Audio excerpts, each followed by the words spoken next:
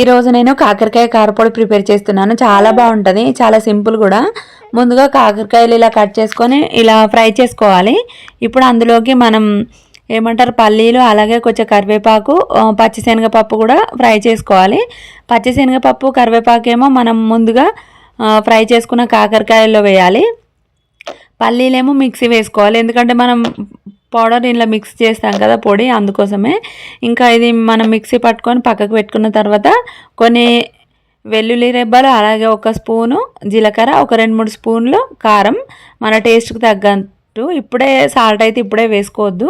ఇంకా అంతా బాగా మిక్సీ వేసిన తర్వాత మనం ముందుగానే ఫ్రై చేసి పెట్టుకున్నాం కదా కాకరకాయలు, ఇంకా శనగపప్పు, కరివేపాకు, అలాగే సాల్ట్ వేసి బాగా కలుపుకోవాలి. చేతితోటే వేసుకోవాలి, మిక్సీలో అయితే వేసుకోవద్దు.